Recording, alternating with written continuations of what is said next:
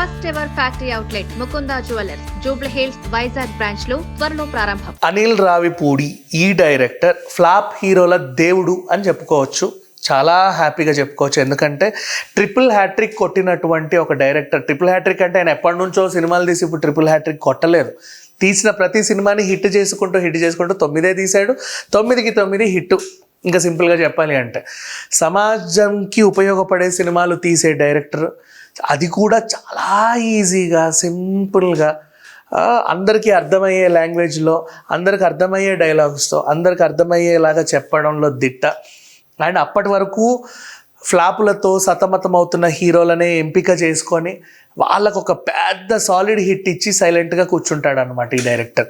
అలా చూసుకుంటే మనం పటాస్ సినిమా ఆ హీరోకి ఎంత మంచి సక్సెస్ ఇచ్చిందో తెలుసు. నెక్స్ట్ అలాగే సాయి ధరమ్ తేజకి ఎంత మంచి సక్సెస్ ఇచ్చాడో మనకు తెలుసు. Supreme, Raja the great cinema అప్పటి వరకు రవితేజ గారి కొంచెం ఇబ్బంది పడుతుంటే ఒక మంచి సినిమా సాలిడ్ హిట్ ఇచ్చి రవితేజ గారి స్టామినా ఇది అని మళ్ళీ గట్టిగా చెప్పినటువంటి సినిమా. తర్వాత F2, F3తో వెంకటేష్ గారికి మంచి హిట్లు ఇచ్చాడు. తర్వాత సైంధవ్ సినిమా ఫ్లాప్ అయినా మళ్ళీ సంక్రాంతికి వస్తుండడంతో మళ్ళీ ఒక మంచి హిట్ ఇచ్చాడు. అలా నెక్స్ట్ ఆచార్య నుంచి బోలా శంకర్ వరకు సినిమాలన్నీ ఫ్లాప్ అవుతుంటే ఇబ్బందులు పడుతున్న మెగాస్టార్ చిరంజీవి గారికి కూడా ఒక సాలిడ్ హిట్ ఇచ్చాడు.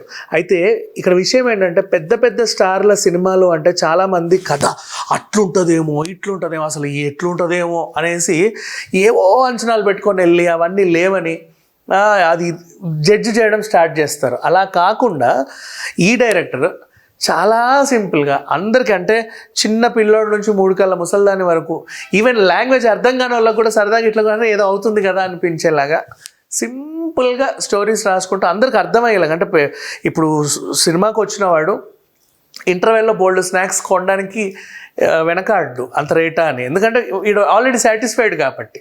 అట్లా జనాల్ని సాటిస్ఫై చేసే ఒక డైరెక్టర్ ఎవరైనా ఉన్నారంటే అనిల్ రావిపూడి గారే.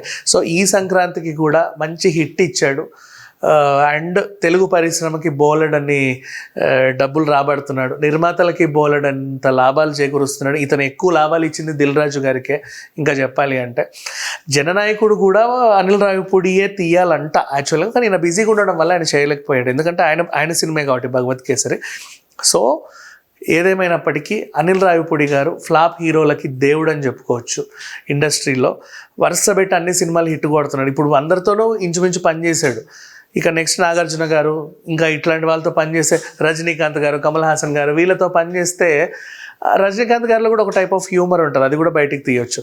ఈయన అందరు హీరోలతో పనిచేసిన డైరెక్టర్ అయిపోతాడు. మంచి తక్కువ కాలంలో సినిమాలు తీయడం, మినిమం బడ్జెట్తో సినిమాలు తీయడం, ఎక్కువ లాభాలు తెచ్చిపెట్టడం, ఆ హీరోకి ఒక గుర్తింపు తేవడం, ఇట్లాంటి వాటిల్లో దిట్ట. మంచి కళా నైపుణ్యం ఉన్న దర్శకుడు ఈయన. ఇలాగే ఇంకో హ్యాట్రిక్ సాధించాలని మనస్ఫూర్తి కోరుకుందాం. Thank you so much.